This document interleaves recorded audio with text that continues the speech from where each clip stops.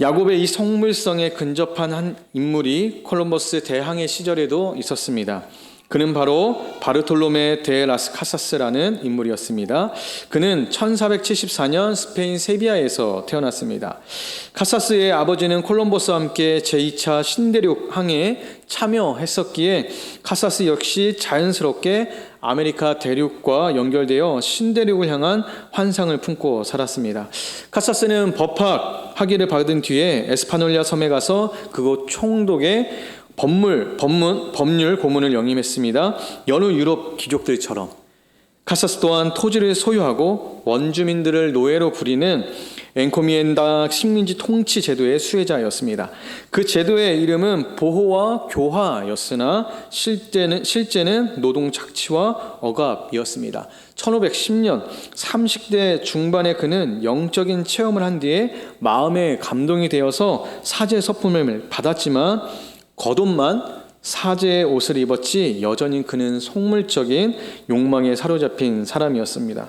그러다가 1514년 40세의 라스카사스는 쿠바 주재 사제로서 오순절 주일을 앞두고 설교를 준비하고 있었는데 외경인 예수 벤시라의 지에서 34장 18절 가난한 자의 빵을 빼앗는 것은 살인을 저지르는 것이다 라는 말씀을 읽다가 그는 깊은 영적인 씨름에 들어가게 되었습니다. 마치 야복강 나루터에서 야곱이 하나님과 씨름했던 것처럼 라스카사스의 내면에서는 이 탐욕과 신앙, 기득권과 복음 사이의 싸움이 치열하게 벌어졌던 것입니다. 카사스는 인디언 노예를 가혹하게 대하는 처사를 공공연히 비난하던 도미니크 회에 들어가게 되었고 이듬해에는 신대륙에서 인디언의 권익을 옹호하는 가장 큰 목소리를 내는 사람이 되었습니다. 그의 가장 유명한 저서인 인디아스의 파괴에 관한 짧은 보고서는 당시 유럽의 만행을 폭로하며 유럽 사회에 큰 반향을 일으키는 주요한 문헌이 되었습니다. 한때 속물적 이익을 쫓던 사람이었으나 하나님의 은혜로 정의와 사랑을 외치게 되는 예언자가 된 라스카사스의 삶은 우리에게 야곱의 이야기를 떠올리게 합니다. 야곱은 성경의 그 누구보다도 속물성이 초과한 인간의 전형입니다. 이런 야곱을 보면서 사람은 묻기도 합니다. 과연 사람이 신앙 때문에 변화되고 바뀔 수 있겠는가? 이 세상은 신앙의 이름으로 이루어진 환골탈태의 예를 찾아보기 힘들다고 비아냥거리기도 합니다. 맞습니다. 분명 한국교회의 영적인 허약성과 피상적인 신학을 보건대 기독교 신앙의 최대 과제인 진정한 인간성, 곧 하나님의 형상을 회복하는 일은 요원해 보이기도 합니다. 하지만 하나님의 다스림을, 통치를 많이 경험하면 경험할수록 우리는 더욱 하나님의 품성을 수렴하는 인격의 변화를 경험하도록 예정되어 있습니다. 속사람의 거룩한 변화가 없이는 진정한 의미에서 신앙이라고 보기가 어려운 것이죠. 우리가 하나님을 신앙한다고 하면서 이 하나님의 형상, 곧 인간성을 회복하는 것과 변화하는 것이 없다면 참다운 인간이 되지 못하고 비인간화된 짐승 같은 이 세계에 머물러 있다면 그것은 여전히 우리가 야곱처럼 하나님과 사람을 곧 물건화시키고 있다는 것의 반증일 것입니다. 사랑하는 성도 여러분, 우리 인간에게는 누구나 이러한 속물성이 있습니다. 신앙의 옷을 입었더라도 속으로는 여전히 사람들과의 관계 속에서 손익을 계산하고 무엇이 내게 유익하고 유리할지는 먼저 헤아리는 것이 인간의 타락한 본성이기도 합니다. 하지만 라스카사스와 야곱은 하나님의 사람으로 변화되었습니다. 할렐루야. 오늘 우리에게도 이 변화의 은혜가 임하게 되기를 간절히 소망합니다. 그렇다면 우리는 야곱이 이스라엘이 되었던 이 은혜를 경험하기 위해 무엇이 필요한지 살펴보도록 하겠습니다. 첫째로 우리 자신의 속물성을 직면하고 인정해야 합니다. 오늘 본문인 32장은 두 부분으로 나뉘는데요.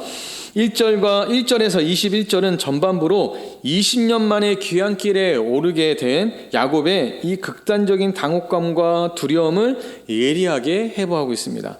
야곱은 여차하면 폭발할 형의 진노와 복수를 피하기 위해 아주 주도 면밀하게 계획을 세웠습니다. 에서와의 만남을 위한 그 준비와 계획은 세 단계로 기록되었죠. 먼저 사자를 자기보다 앞서 보내어서 형 에서의 감정을 정탐하고 누그러뜨려 보려고 했습니다. 동시에 그는 하나님께 약속을 상기시키며 도움을 구하는 기도에 몰입하게 되죠. 그의 기도는 자신이 하나님께 아브라함과 이삭의 약속을 계승하는 자라는 사실을 상기시키며 자신에게 하신 약속을 지키시도록 은근히 하나님을 압박하는 기도였습니다. 마지막으로 그는 에서의 마음을 누그러뜨리려고 선물을 잔뜩 보냅니다. 그는 자신의 귀향 대열에 모두 세 대열로 나누어 각 대열의 인도자에게 이렇게 얘기하죠. 형 에서에게 보내는 주의 종 야곱의 화친과 공경의 인사를 강조하도록 당부합니다. 야곱은 형 에서를 만나는 것이 두려웠고 그 두려움을 이겨내는 방식으로 가족과 재산을 앞세워 선물 공세하고 하나님과의 언약마저 물건화시키면서 자기 중심적이고 편의주의적이며 야비하고 기만적인 불의한 방법을 선택한 것이죠. 이것이 영원자 하나님을 만나기 이전에 야곱의 모습이요 우리의 민낯이기도 합니다. 사람을 심지어 하나님마저 이용하고 관계를 거래로 바꾸고 자기 중심으로 살아가는 모습, 철학자 마르틴 부부가 말한 것처럼 이런 삶은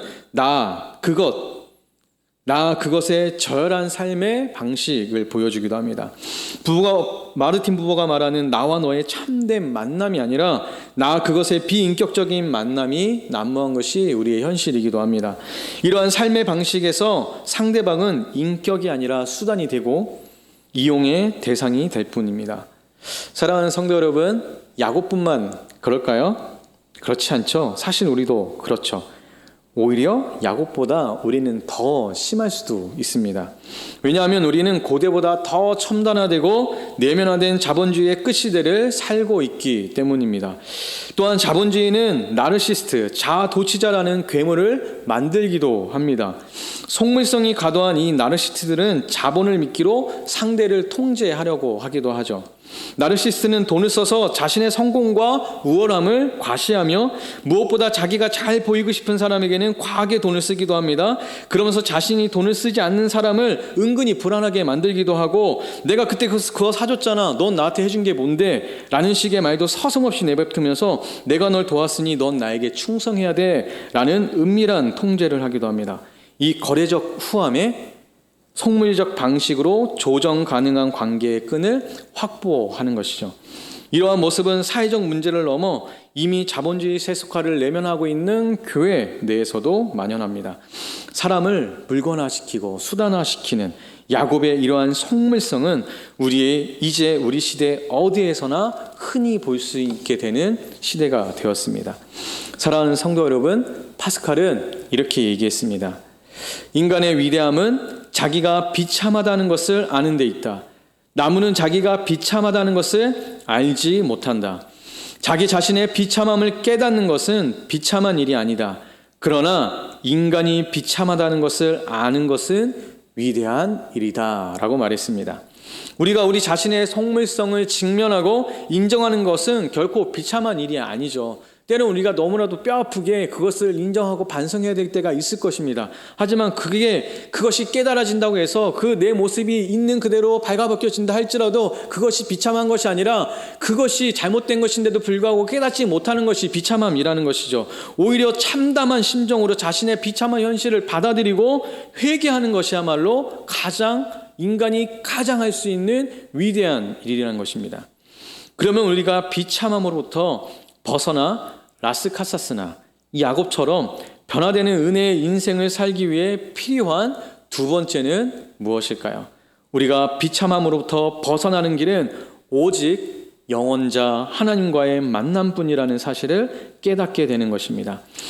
오늘 본문의 32장 후반부인 22절부터 32절은 야곱의 신앙 여정의 절정인 야복강 나루터의 철야 씨름 기도가 그의 생애를 BC와 AD로 나누는 일대 전환점이 되는 사건을 보여줍니다.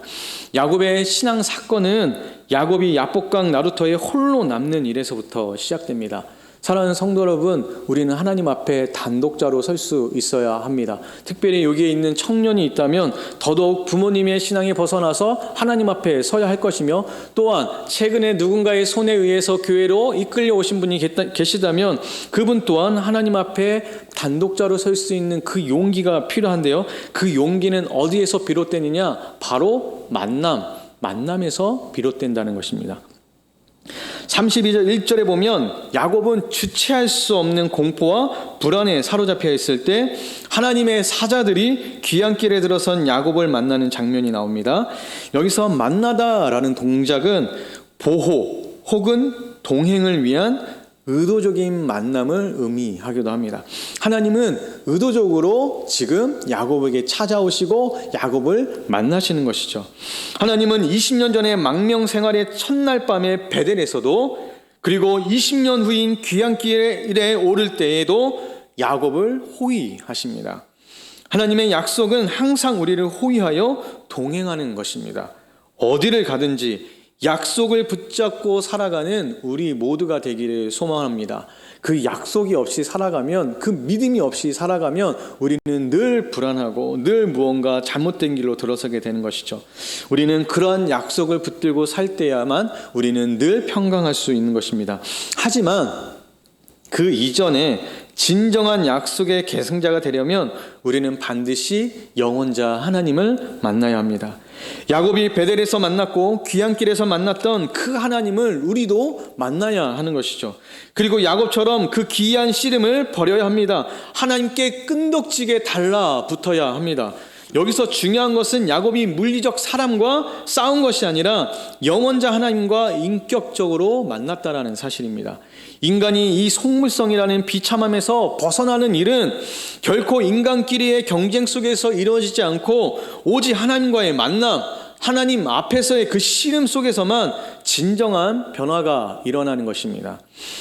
마르틴 부부의 말대로 이제 야곱은 처음으로 나와 너 이런 인격적인 관계를 경험하게 되는 것이죠.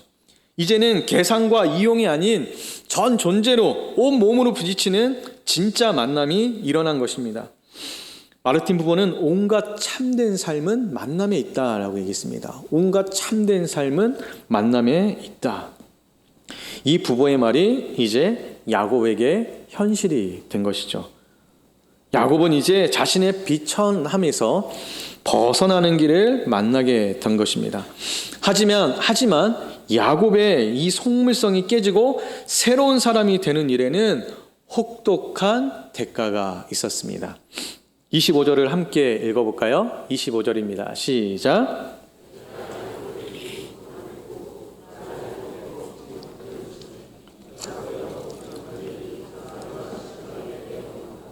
아멘.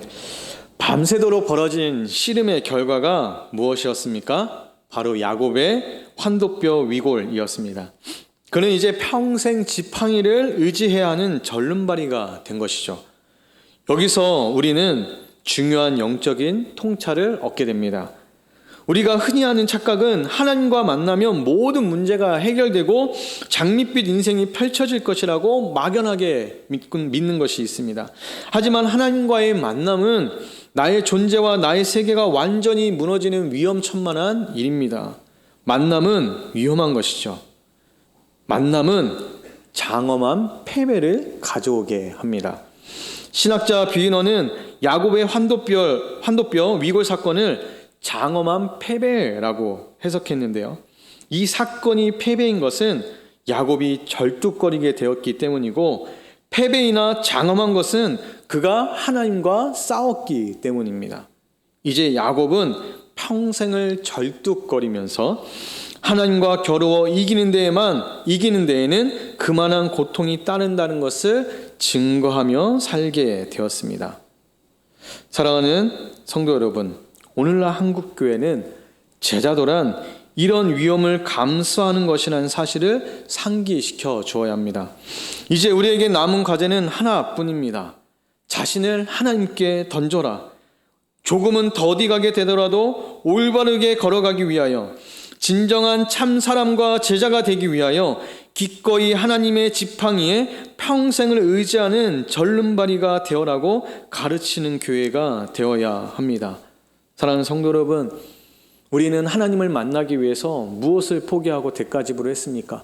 여러분은 하나님을 만남으로 말미암아 어떤 삶의 변화가 있었습니까? 어떤 부분에서 변화가 있어서 그 변화가 우리를 어떻게 고통스럽게 하고 어떻게 감사로 더 물들이는지 다시 한번 점검해 보시기 바랍니다. 하지만 기억해야 될 것은 만남이라는 건 언제나 위험하다는 사실입니다. 사실 그렇지 않습니까? 어쩌면 여러분들은 누군가 만났기 때문에 이 자리에 있는 것입니다. 오히려 그 만남이 없었다면 편하게 세상에서 살 수 있을지도 모르겠습니다. 그리고 새가족 교육을 제가 맡다 보면 수많은 분들을 만나게 됩니다. 그분들이 저마다 교회에 오시는 일들이 다 다양합니다. 하지만 저와 만나는 순간 어쩔 수 없이 더 교회에 나오게 되는 것들이 있고, 제가 올 한 해 동안 반년 동안 새가족 교육을 했던 분들이 여기 꽤 많이 앉아 계십니다. 저와 만나지 않았다면, 그리고 우리 셀장님들과 만나지 않았다면, 하필 최강영 담임 목사님의 너무나도 멋진 이 설교를 듣지 않았다면 우리는 이 자리에 있지 않고 편안한 세상 가운데 편안하게 살아갔을 텐데, 아무런 생각 없이 아무런 것 없이 그냥 흘러가는 대로 살아갔을 텐데, 우리는 하필 그 만남 때문에 모든 것을 포기하고 지금 주님 앞에 앉아 있는 것이죠. 그 만남은 위험한 것입니다. 하지만 그 만남에 이 모든 위험한 과정을 거치고 나서야만 우리는 하나님의 사람으로의 변화라는 마지막 명제에 다다르게 됩니다. 하나님의 사람으로 변화되는 것. 26절을 보면 야곱은 환도뼈 위고를 경험하면서도 그 신비스러운 천상의 씨름꾼에게 복을 빌어달라는 이상한 간청을 하게 됩니다. 밤새도록 씨름하느라 녹초가 된 두 사람은 숨가쁘게 대화를 주고받는데 3번에 걸쳐 말을 주고받게 됩니다. 그리고 야곱은 이 3번의 대화 중에 한 번만 대화의 주도권을 쥐게 되는데요. 첫 번째 대화에서 그 사람은 날이 세려하니 나로 가게 하라고 말하고, 야곱은 당신이 내게 축복하지 아니하면 가게 하지 아니하겠나이다 라고 대답했습니다. 두 번째 대화에서 그 사람은 내 이름이 무엇이냐 라고 물었고, 야곱은 야곱이니이다 라고 대답했습니다. 이어 그 사람은 내 이름을 다시는 야곱이라 부를 것이 아니요 이스라엘이라 부를 것이니 이는 내가 하나님과 사람으로 더불어 겨루어 이기었음이니라 하고 대화를 다시 주도해 나갑니다. 마지막 대화에서 야곱은 당신의 이름을 고하소서 라고 요청하고, 그 사람은 어찌 내 이름을 묻느냐며 간단히 처리하고, 그 사람이 거기서 야곱에게 축복한지라 라는 말로 모든 대화가 마무리됩니다. 구약학자 월터 브루그만의 해석에 의하면 첫 번째 대화에서 야곱은 좀 더 강한 자로 묘사되는 것 같습니다. 그는 자신이 유리한 고지에 서 있고 축복을 받고자 그 위치를 충분히 이용하고 있죠. 하지만 그 사람은 응답하지 않았고 유리한 고지를 점하기 위해 화제를 바꾸어 두 번째 대화를 주도해 갑니다. 하지만 결국 그 사람은 야곱에게 이스라엘이라는 새로운 이름을 주게 됨으로써 일정 부분 야곱이 원하는 바를 성취하는 듯이 보였습니다. 이제껏 야곱의 인생은 발꿈치, 협작꾼, 술수를 부리는 자, 찬탈자 등 나와 그것의 관계에 매몰된 속물성 가득한 인간의 전형으로 살아왔으나, 이제 하나님이 다스리신다, 이제 하나님이 보호하신다 등의 의미를 가지고 있는 이스라엘이라는 이 복된 인생으로 변화되게 됩니다. 마침내 이스라엘은 하나님을 대면하는 자요, 하나님을 만진 자요, 씨름에서 이겨 축복을 받은 자요, 새로운 이름을 받은 자가 되었던 것이죠. 이제 그는 변화된 모습으로 형 에서를 만날 수 있게 됐던 것입니다. 이제는 더 이상 자신의 재력과 자신의 힘으로 에서를 만나려고, 에서를 이기려고, 그 상황을 타개하려고 노력할 필요가 없이 그는 이제 하나님의 힘으로 충만하게 된 것입니다. 이스라엘, 하나님이 다스리고 보호하시는 그 이름을 받음으로 말미암아 이제 야곱은 형 에서를 만날 준비가 되었던 것이죠.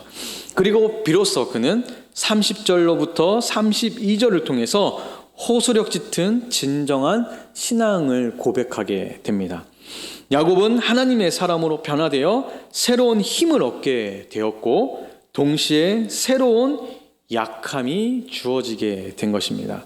우리 30절에서 32절을 함께 읽어보겠습니다. 시작. 그러므로 야곱이